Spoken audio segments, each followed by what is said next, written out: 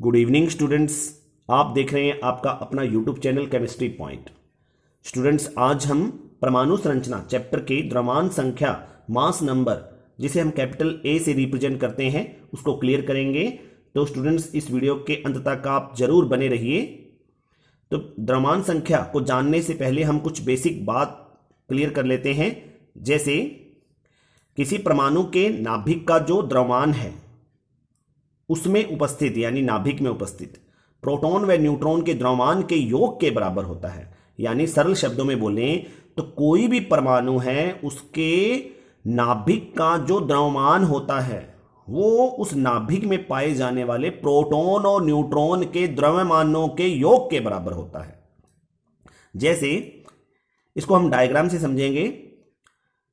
मैंने यहां पर एक परमाणु की संरचना को चित्रित किया है जिसमें कि बिल्कुल बीचों बीच ये जो ब्लैक स्पॉट आपको दिखाई दे रहा है ये उस परमाणु का नाभिक है, और उस नाभिक के चारों ओर ये पहला कोश और ये दूसरा कोश, दो कोश यहां मैंने प्रदर्शित किए हैं। माना ये कोई परमाणु है जिसमें दो कोश है और ये बिल्कुल बीचों बीच क्या है, नाभिक है। और हम जानते हैं कि परमाणु के नाभिक में कौन कौन से कण पाए जाते हैं, प्रोटॉन और न्यूट्रॉन।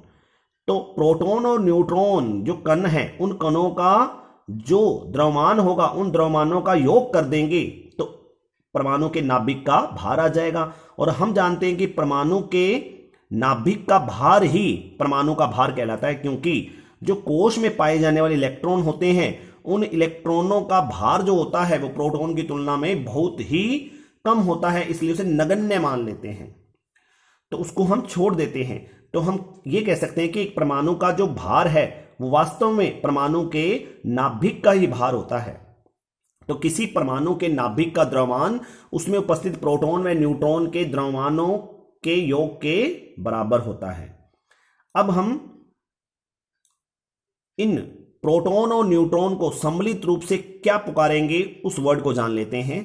नाभिक में उपस्थित प्रोटॉन व न्यूट्रॉन को सम्मिलित रूप से क्या बोला जाता है, न्यूक्लियॉन बोला जाता है। देखिए यहां जो न्यूक्लियॉन वर्ड है, ये न्यूक्लियॉन वर्ड किसके लिए आया है, नाभिक में उपस्थित प्रोटॉन व न्यूट्रॉन कणों को इकट्ठा करके सम्मिलित करके जो नए वर्ड के रूप में बोला जाता है वो वर्ड क्या है, न्यूक्लियॉन है। यानी ये जो P+N है इसी को हम क्या बोलेंगे, न्यूक्लियॉन बोलेंगे।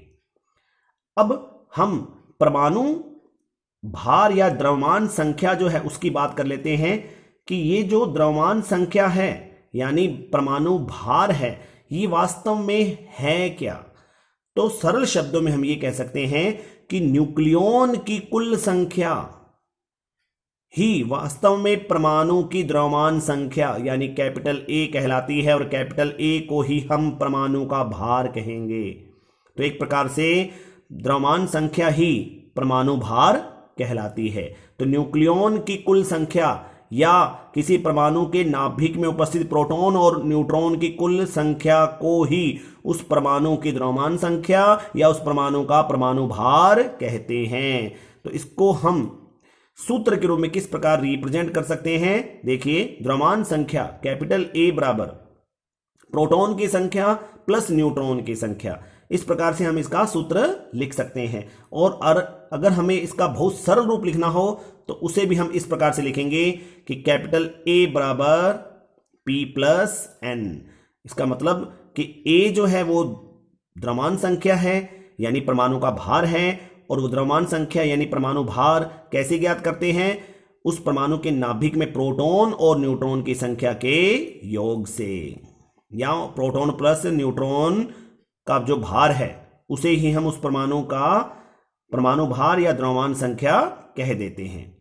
तो परमाणु भार परमाणु में स्थित नाभिक के भार अर्थात प्रोटॉन व न्यूट्रॉन के द्रव्यमान के योग के बराबर होता है। तो स्टूडेंट्स, आज के इस लेक्चर में हमने जाना कि द्रव्यमान संख्या को ही हम परमाणु भार कहेंगे। तो उम्मीद है मुझे कि आज का मेरा ये जो लेक्चर है वो आपको काफी पसंद आया होगा और आपने द्रव्यमान संख्या यानी कैपिटल ए या परमाणु भार को अच्छे ढंग से क्लियर कर लिया होगा, और उसकी जो डेफिनेशन है वो डेफिनेशन भी आपको याद होगी कि न्यूक्लियॉन की कुल संख्या ही परमाणु की द्रव्यमान संख्या कहलाती है। और द्रव्यमान संख्या ज्ञात करने का फॉर्मूला क्या होता है? ए बराबर पी प्लस एन, ए बराबर पी प्लस एन। और वास्तव में न्यूक्लियन है क्या?